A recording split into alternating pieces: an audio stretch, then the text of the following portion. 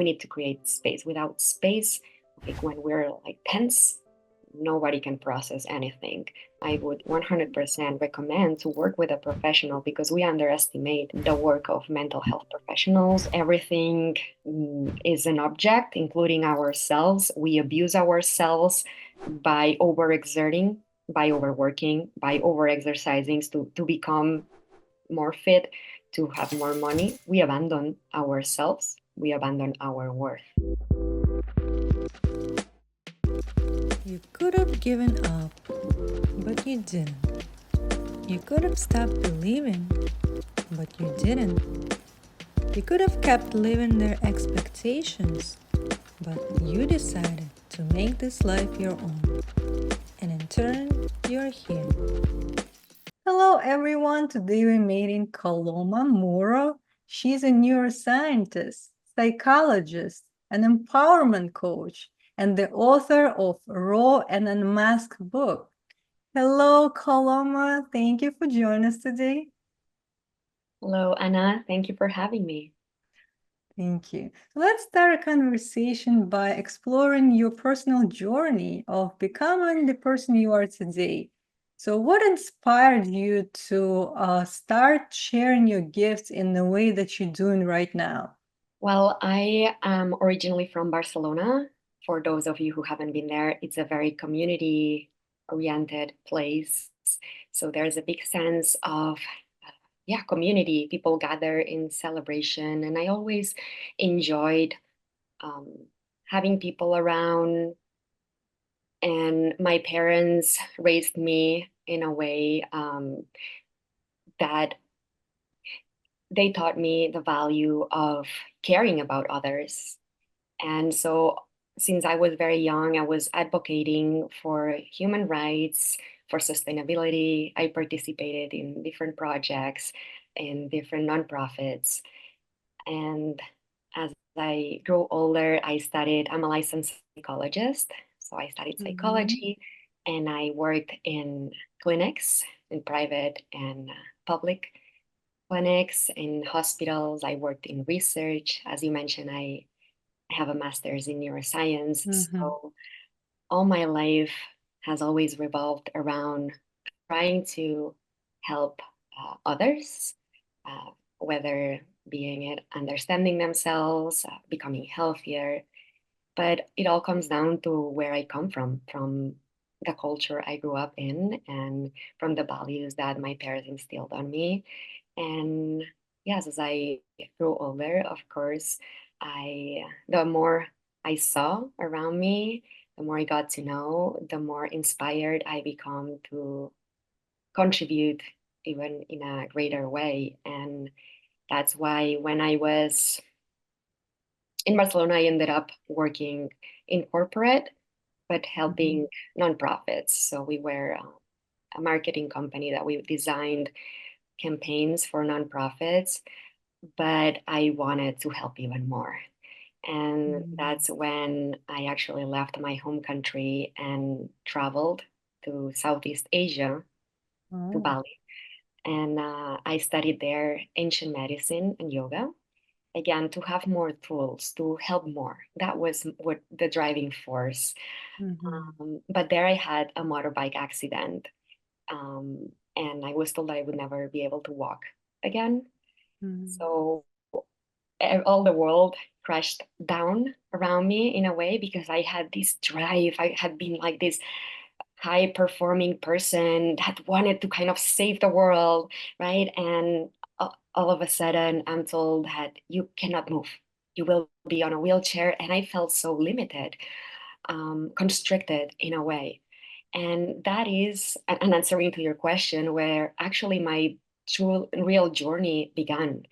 I had to let go of all of these ideas and come back to where I was in that moment on a wheelchair, and accept and explore, okay, what can I do now? How can I serve the world from this space, from this limited space in a way? And I started meditating.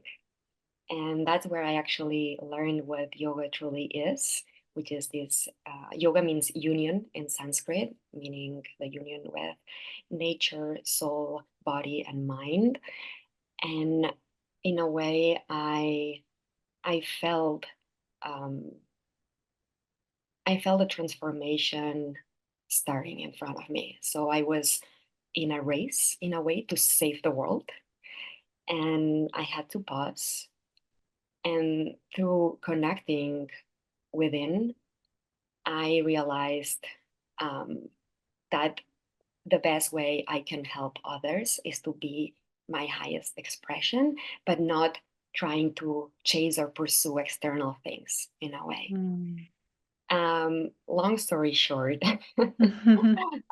from Southeast Asia, I flew to Los Angeles, where I currently reside in. Um, I I came here to help a friend. I couldn't move because roads in Bali are not paved, so I was on a wheelchair. Yeah. And here it's when I started running my own business as a coach. And what I do now is helping others access their this state of being, of peace that I reached when I had nothing, when I was told you Mm. will not be able to walk again, therefore you will not be able to teach yoga, you will not be able to do this, to do that. So I couldn't do anything, but I could be. And this Mm. is what I teach people, to be and to let go of all this race, all this hustle, all this performing, and to be with themselves, to be with their emotions, to become whole, to accept themselves fully so they can share the greatest expression of themselves with the world around them. Yeah, That was a wow. long story. It's beautiful. And I love this story because it really shows the importance of, looking within. Because a lot of times people, like yourself, you just mentioned, we are overwhelmed, we're hustling, we're doing multiple things. Sometimes we don't even know why we're doing what we're doing. We never stop, we never pause and ask ourselves a question: what is the purpose? Why am I doing this? And if you know the answer, then you can really ask yourself, are you feeling fulfilled doing what you're doing? And if not, or if you don't even know what you're doing, you have to really find time to reconnect with who you are, with your true values, to rediscover who is it that you are being. Because if you start doing action from a place of just doing, it's kind of like you're wasting time, pretty much. It's not about doing more, it's about doing from the place that you are connected, you're being inspired to do that. If you are not in that place yet, I believe that we should really prioritize and, really find time, create time for ourselves to connect with that true nature. Don't you agree? Yes, and actually relating to what you're saying, when I was working in Barcelona, I mentioned what I was doing was in alignment with my mission, helping others. Mm. But just to give you an example, I had to wake up at 7 a.m. or 6:30, and it was draining for me. Now, Mm. 10 years later, I wake up at 5 because I want to, Yeah. because I have the energy, and this energy comes from this place that you're describing. Like what I'm doing is fulfilling. I am embodying my purpose. Back then, I was working um, for others. And so Mm-hmm. my potential, in a way, was limited. I was not embodying who I was supposed to be. I Right. was working still within my values and pursuing um, helping others, but I felt constricted, and I there was some disconnect between what I was doing and Mm-hmm. who I am truly meant to be. And this shows in your levels of energy, even. Like, I have never slept as well as I have been sleeping um, these past years that I've been. Like, when you embody Wow. your purpose, you feel it, your body feels it, your body functions better. Right. Your body is free. There's no limitations, there's no constrictions, or there's not overworking or burning Mm. out. At the end of the day, it's a matter of also listening to your body. So it is um, embodying your purpose. Staying connected means also to honor honor your body. And when you honor your body, everything flows through life. You're just like part Mm. of your context, your environment, and you're so in tune with yourself that you can add value to your context from this embodied space, from this like recharged and aliveness in a way. If Yes. that makes sense. No, it definitely makes sense for us to start feeling that aliveness and bring back life to our body. I think the first step is to become aware. A lot of times we don't have that awareness because our focus is being pulled away from different distractions nowadays, social media, TV, um, addictions to different substances, you name it. But I think number one step for everybody to reconnect is to become aware, to come to this present moment, and to be willing to feel your emotions. And a lot of times those emotions, they're not really pleasant and we don't want to face them. We try to avoid them. We try to check out. But it's such an important step for us to accept because you just mentioned once you became after your injury, when you were not able to walk, all you had is being still, being in your body, being at that moment with your emotions, and you pretty much had no choice, right? So you had to face them. And a lot of times we come to this point where we have no choice but to face, but we don't have to wait until it happens. We can start doing it now because this is inevitable. We have to do that work in order to heal. We have to feel in order to heal. And I just want to know like your perspective on that, and how would you say you dealt with those emotions back then, and how you started feeling after you really processed them? I guess that there are two answers to your question. Um, I was faced with a pain that was bigger than myself in a way, right? It killed, in a way, my identity. Mm. So that's in that moment, that was 7 years ago when I had the accident. I didn't have any choice, as you mentioned, and Yeah. in Bali, nobody spoke English. Mm. So I could only listen. And what I listened to was myself or my body. Mm. And it was only through practice, listening every day. And 3 months went by until I moved to California. So imagine Mm. 3 months of just listening. Wow. This is a luxury of time in a way if we're like in a hamster wheel where we feel that we cannot take this time off to sit with ourselves, right? Because Mhm. society demands things from us, or even if we have other responsibilities, not only our jobs, but maybe children or whatever Right. else, right? Um, so my case was I didn't have any choice, and at the same time, I had the opportunity. But answering what I would say to people or how I actually help my clients go through this process without having to reach rock bottom in a way. Mhm. I do work, um, I do body work. So as you mentioned, awareness, self-awareness is the first step, right? To acknowledge that Mhm. you're kind of escaping your own emotions or things that are challenging. You're engaging in Mm.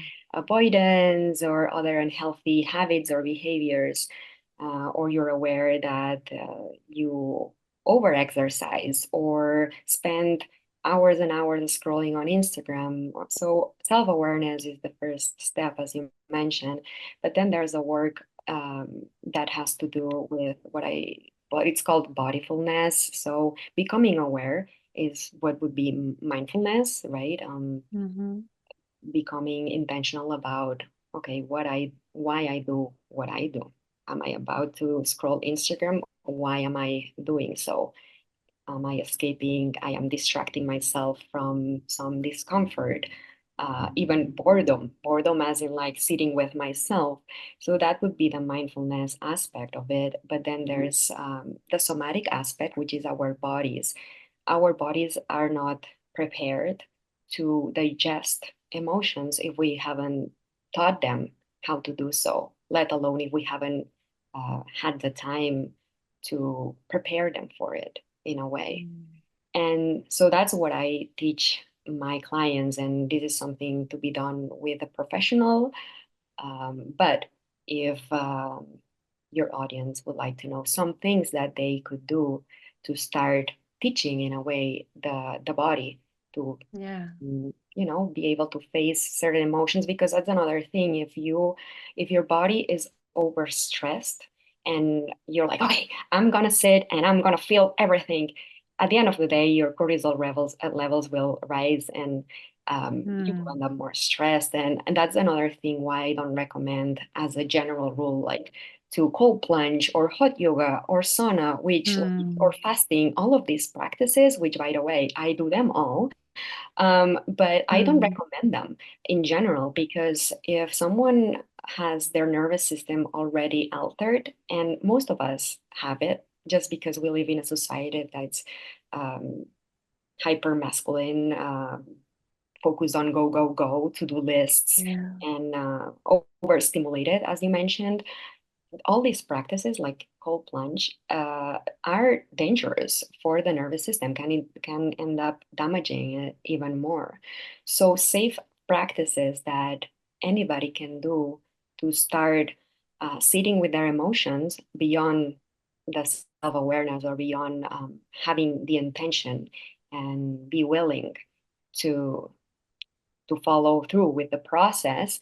Breath work, for example, is something that is Mm-hmm. very helpful. It creates, at the end of the day, it acts upon the parasympathetic nervous system, so it relaxes the body. And the parasympathetic nervous system is the part of the nervous system that is in charge of rest and digest. And emotions are chemicals at the end of the day. We need also Mm. to digest them. So the more you have your body relaxed, the more you will be capable of digesting emotions. So, Yeah. mm, attending any breath work classes, that is very something that anybody can do, or even like there are YouTube videos that offer mm, Right. mild uh, breath work exercises. We don't need to jump into like Wim Hof method or difficult practices, but just meditation. Meditation is also something that Mm. um, calms the nervous system, just because it forces you to breathe slow, especially if it's a guided meditation. It's easier because you have a guidance, right? Mm-hmm. Creative input. But yeah, simple things. So breath work, meditation, getting sun, Mm. going for a walk, having breaks during tasks, all of these little habits or things create space within our bodies. And that's what you were asking me, like, how can we uh, Mm-hmm. face our unprocessed wounds or emotions? We need to create space. Without space, like when we're like tense, nobody can process anything. So our focus is Mm. not so much, oh, let's try to stop feeling this way, or let's not bottle up. Yes, well, let's focus on relaxing the body and tuning in. How can we relax the body in a way that it doesn't cause us more stress? Breath work, meditation, as I said, going for a walk, staring at the sun, listening to music, all of these that soothes the nervous system are steps towards Mm-hmm. calming the body. And then, of course, I would 100% recommend to work with a professional because we underestimate the work of mental health professionals, or there's stigma around it. And I believe it's completely necessary to get feedback from the outside on your journey because you cannot read your label from within the box. You need someone else to Mhm. help you see things when you're stuck because our bodies also like resist painful emotions, right? Mhm. Things that we're not familiar with. So besides you engaging in practices that calm the nervous system, I would 100% recommend working with a mental health professional that helped you navigate these unpleasant or difficult or residuals from your past that are still in your body. Wow, yes. And I totally agree that with overstimulated nervous system, we have to really find what's working for us in terms of relaxing and being in just space of inner peace, feeling stillness. If you can find it with meditation or connection to nature or music, one of those modalities will definitely help you to find that place from which then you can access, you can allow yourself to feel those unpleasant emotions that will come up to the surface because um, if something wasn't processed in the past, it could be the trauma that you went through. It could be just I don't know, some kind of like experiences in your life that really got to you, and you are still holding on a certain type of experience, and you're not letting that go because of the emotion that you didn't allow yourself to feel at the moment. But everything is still there. It's still stuck in your body. It's still creating blockages and not allowing you to get in alignment of with your true nature, I would say. But to access and allow yourself, you have to find what's working for you to relax your body. And I also feel like exercise, not like hot yoga, not something extreme, but like simple stretching or whatever, like just running or going to gym. Find some kind of sport that you like, or maybe dancing, actually, like whatever you feel like doing, moving your body. It also helps you to release that tension from the muscles, right? And everything that will help you to come to that place will allow you to process the emotions. And that's very crucial in healing process. And I think a lot of people underestimate and then don't really prioritize that. They don't feel it's important. And I just want to stress it out. And I know you felt the effect on your body, and just comparing where you were at the moment where that tragic happened to you and now, which is 7 year past. How would you like reflect on that? Like, what would you say happened in terms of the way you feel now?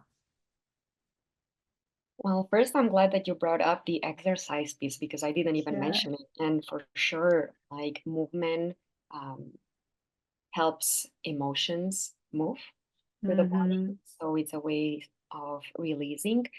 I forgot about mentioning it because usually people here in the US Yeah. work out with the goal to stay fit and a goal to become different than what how they actually look like. So again, the focus instead of being for health reasons is image oriented, which actually is the opposite Mm-hmm. of what we're actually talking about here. What we're Right. talking about is about accepting rather than trying to Mm-hmm. follow external standards, right? How do I feel? Now, well, now I walk and I do all sorts of activities with my feet. So I didn't try to prove anybody.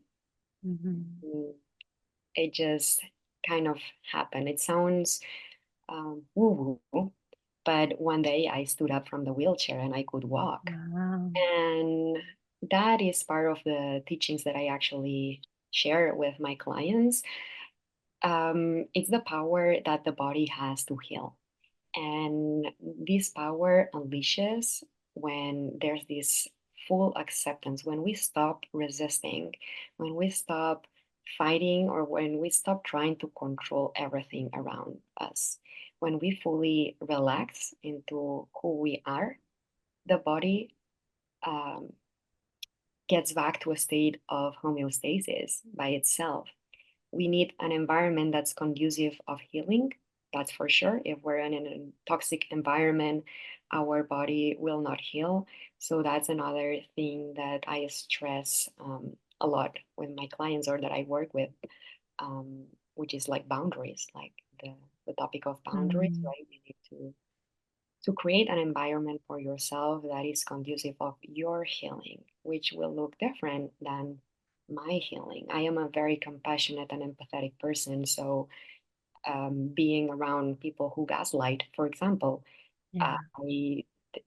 it affects me. So, my responsibility is to Mhm. remove myself from these environments so I can keep my my sanity in Mhm. one hand, but on the other hand, so I can keep working on my mission and giving the best out of me because otherwise I get drained. So I guess that to coming back to your question, um, I healed through acceptance. I didn't try to change my condition. I worked on what was actually hard for me, which was digesting the pain that I was feeling. And through that, I healed. And that shows there's nothing, I mean, there are conditions that are very difficult to reverse. So I'm not saying that we can all, Mhm. everybody has their own journey, but the power that our own body has is incredible. And our responsibility is to treat our bodies as sacred as they are. And our work is, again, to set boundaries around us, to keep this integrity, protect this wholeness, and let the energy flow within us so our bodies can function at its best. At its best, meaning we can be our most authentic expression, we can embody our highest potential in a way. I don't know if that answers your question. Yes, of course. And also, I like that you touched upon the sacredness, nature, the divine creation that everybody is. Human being was created for a reason. We are here to serve purpose. Sometimes people have,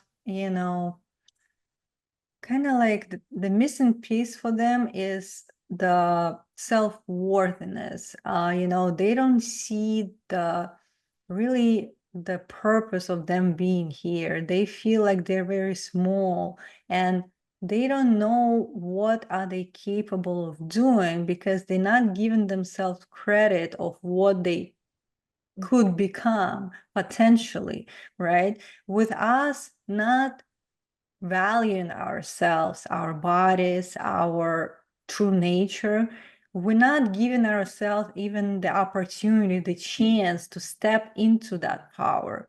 I think we have to come back and remind ourselves of the value that we hold and treat ourselves as such, as the sacred vessel that we are here. And it's our responsibility, like you mentioned, to treat our bodies and our mind with such respect and reverence. Mhm. How would you treat your own child, right? So what kind of like treatment or nurture would you give to your child? So then you are responsible for your inner child. Like you are now the parent of your inner child, I would say. And you have to find a way to provide the best environment, the best tools, the best opportunities for yourself to flourish. What can you do? Mm-hmm. I mean, that's a very good point, because if we live in a toxic society, that is hard. It's hard Yeah. to cultivate this safety for yourself to bloom, to blossom. But you mentioned the self-worth part, which Mhm. for me is a very important and maybe key aspect of everything that we're talking here. We are so disconnected. When we're distracted with everything around Mhm. us, we distance ourselves from this power, from Yeah. our inner power.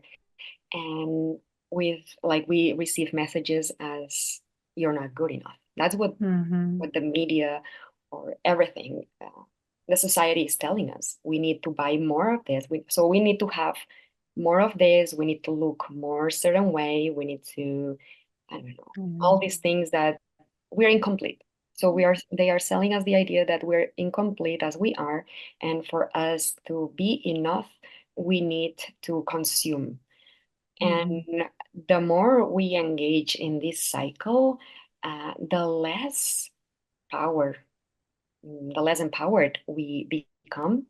Um, and then why why do we need to put in effort to why do we even care about the impact of our actions if I don't matter? Like if I am not, Mhm. if you know, this self agentless, so this lack of this helplessness or powerlessness almost Mhm. induces like abuse. We treat ourselves as Yeah. objects, and we treat others as a means to something, others or Mhm. anything. It's like an overall or generalized objectification instead of like what you were saying, this reverence and valuing of who we are. Mhm. No, everything is an object, including ourselves. We abuse ourselves by overexerting, by overworking, by overexercising to become more fit, to have more money, to, I don't know, whatever else.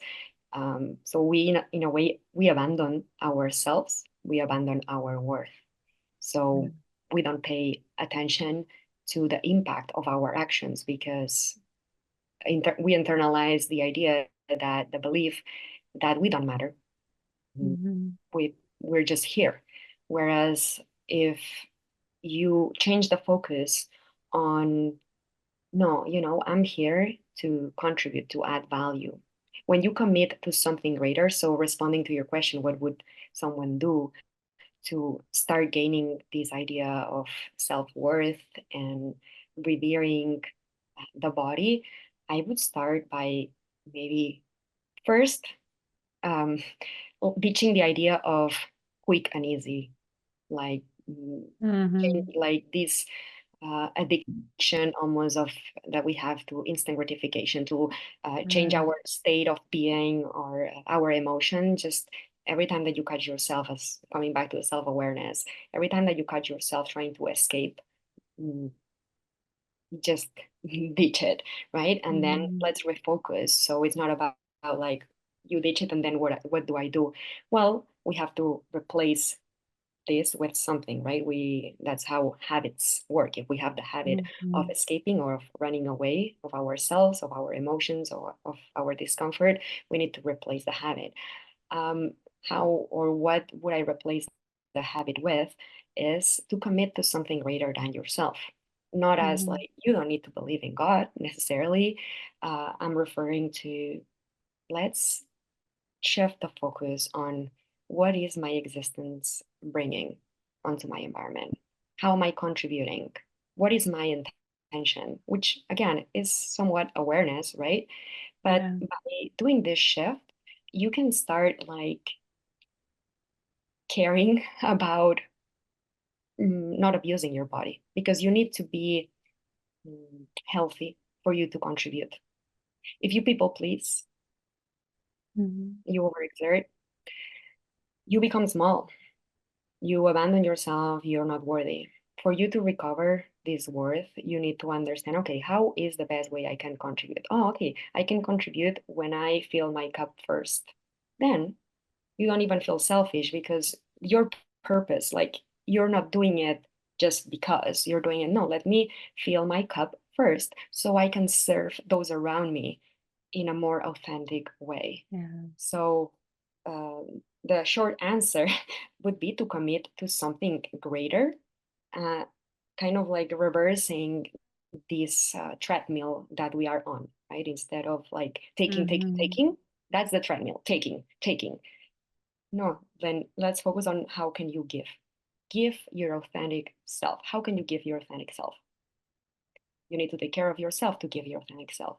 And this reverse uh, mechanism can actually um, make a change. Definitely. So if we just switch our focus into giving our authentic self, then we have to first support ourselves to become this authentic Mhm, selves the best that we can. And it's not being selfish, it's actually essential to really prioritize your mental, your physical health, your emotional health, in order mhm, for you to be in a place, to be in a position to be that person that could serve other people. mhm. So I mean, we're coming back to the essence of all of this. mhm. Yeah, at the end of the day, it was kind of responding when you mentioned reparenting, right? That is what Mm-hmm. is like the dad some has boundaries. You cannot do this, you cannot do that, right? So it's kind of like doing that with ourselves. No, don't overgive to that person. Don't overextend this. Say no. Just mark boundaries so you can stay healthy, and then from this space you can give from this space of wholeness, of abundance. Right. And then everything will just come into place once we start really valuing ourselves and respecting our boundaries, our bodies, our energy field, who we choose to interact with, for how long we choose to interact with this person. How does it feel in my body when I talk to this person? We have to really be aware, notice, say no. If you need to say no, don't be afraid of that, because you are the advocate for your own health. You are the person of charge. You are responsible. So that's your work that you have to do on a daily basis. And it shouldn't be hard. Once it becomes like a, like something that you do, and becomes a habit, it becomes your nature. uh, you don't have to feel guilty for doing that, because it's for a purpose. You're serving yourself first in order to become that authentic self. So you don't have to have any explanation, like, to really you know find a way to explain yourself why you're doing that. It's not good for you, and that should be enough reason for you to stop, to say no, to find safer place for yourself, because you intuitively know what's good for you. You have to also listen to that intuition. You have to be in tune with that, and trust yourself, trust your instinct, trust what your body is telling you. The more we start trusting ourselves and be advocate for our own health and prioritizing that, the more we're going to step into more empowered role and be able to serve others. Mhm. Yes, and the more we distance ourselves from our actions, by that I mean observing the impact, we become Mm-hmm. less self-centered. Yeah. And this exercise, apart, one thing that we earn by doing that is we earn time, meaning that we have time to process, we have time to make a decision that is more in alignment with who we actually are and who we want to be. But also it brings less pain because usually when we act upon our urges. We are serving these survival or maladaptive mechanisms from the past, and then we feel bad afterwards because we Yeah. reacted, we snapped, whatever, right? So this exercise of observing what is the impact that I want to create not only serves other and the world around us, but also serves ourselves. And something you mentioned, you say like, oh, we shouldn't feel guilty, Mm-hmm. right? And yes, but at the same time, it is okay to feel guilty, right? At the beginning, Yeah. we will actually fail. And that's another True. thing is like we are programmed, especially women, we are programmed to sacrifice our needs to serve others. And we will definitely feel guilty sometimes, especially if we engage in dynamics that are somewhat toxic with another person, because some people gaslight, guilt trip, whatever, right? Mm-hmm. It is okay for us to feel guilty. Everything passes. If Yeah. we have made the choice coming from this space of honoring ourselves, the feeling of guilt, of sadness, of whatever feelings that arise will pass like everything in life. So we just stay with them, with those feelings, and then the long-term effects of our Mm-hmm. decisions at the end of the day will bring more fulfillment because we know that we served love, we acted upon our truth, right? So we this distance also gives us this time to understand or to learn that feelings pass, and if we feel guilty, it's okay as well. We Yes. know why we did, and that's what you were saying. That's why we trust ourselves more and more. We become more empowered because we teach ourselves that we can be with our difficult emotions, and we also trust ourselves that we can make a decision that is in alignment with our truth. We don't let Right. others, in a way, dictate what our actions. No, we distance ourselves and choose how we want to show up. Yes, definitely. Yes, and the feeling guilty is something that will pass, like you mentioned.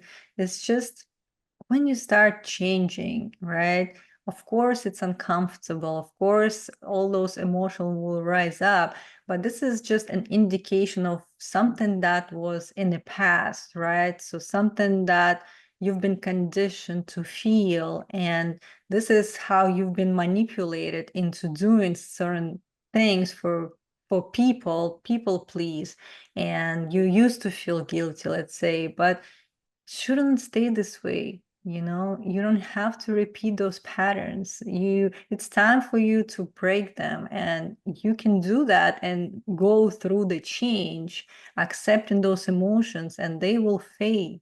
Eventually they will fade, and you stop feeling all those unpleasant emotions that you used to feel in the past.